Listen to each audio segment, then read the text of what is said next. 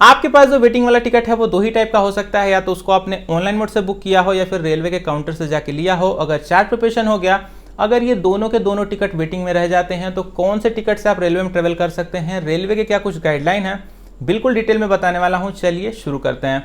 सबसे पहले हम लोग बात कर लेते हैं ऑनलाइन टिकट के बारे में कि अगर आपके पास एक ऑनलाइन टिकट है, चार्ट प्रिपरेशन हो गया, उसके बाद भी वो वेटिंग की कंडीशन में रह गया, तो क्या आप उससे ट्रेवल कर सकते हैं फिर नहीं? तो दोस्तों इसका आंसर है नहीं।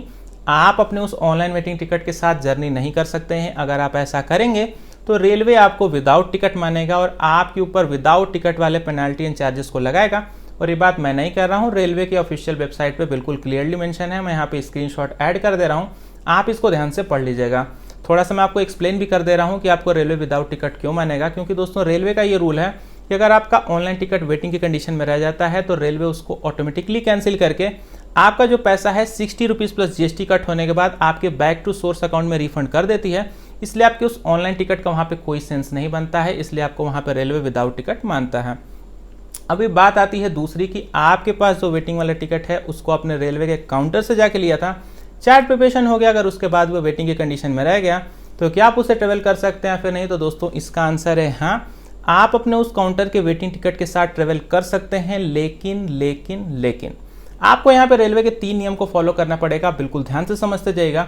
सबसे पहला रूल, फॉर एग्जांपल के लिए हम लोग मान लेते हैं कि आपने एक टिकट खरीदा, वो स्लीपर की क्लास का था, चार्ट प्रिपरेशन हो गया, उसके बाद भी वो वेटिंग की कंडीशन में रह गया, तो आप अपनी कोच में बिल्कुल जाके यात्रा कर सकते हैं। आपको कोई भी सीट अगर खाली दिखती है आप उस पर बैठ के जर्नी तो कर सकते हैं, लेकिन अगर उस कंफर्म सीट वाला पैसेंजर आया तो आपको सीट को वहाँ पे खाली करना पड़ जाएगा।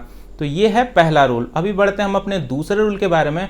तो अगर वहाँ पे आपकी कोच में कोई भी एक पैसेंजर एब्सेंट हो जाता है, बहुत बार क्या होता है कि लोगों की जो ट्रेन है वो छूट जाती है, मतलब घुमा फिरा के आपका वहाँ पे कोई भी एक पैसेंजर एब्सेंट है, कोई सीट एकदम बिल्कुल फ्री दिख रही है, आपको ये लग रहा है कि उस सीट का जो पैसेंजर है वो नहीं आया है, तो आप टीटीई को रिक्वेस्ट करके उस खाली सीट को अपने ऊपर अलॉट करा सकते हैं और बिल्कुल आराम से आप अपनी जर्नी को कर सकते हैं। यहाँ पे कोई भी दिक्कत की बात नहीं है और ये जो प्रोसेस है बिल्कुल फ्री ऑफ कॉस्ट होता है। बस शर्त एक ही है कि आपके पास जो टिकट है वो काउंटर का टिकट होना चाहिए।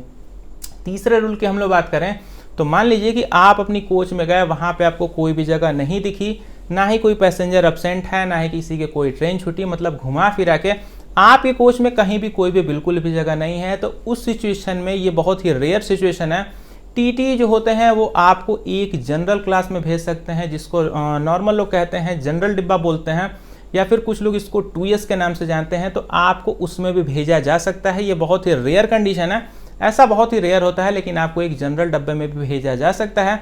इसके लिए आप मेक श्योर करके तैयार रहिएगा। तो यही तो टोटल रूल आपके वेटिंग टिकट से ट्रेवल करने को। वीडियो पसंद आ गई हो तो लाइक करिएगा, मन में कोई डाउट आ रहा होगा कमेंट करके पूछ लीजिएगा। मिलता हूँ वीडियो में, तब तक के लिए बाय बाय।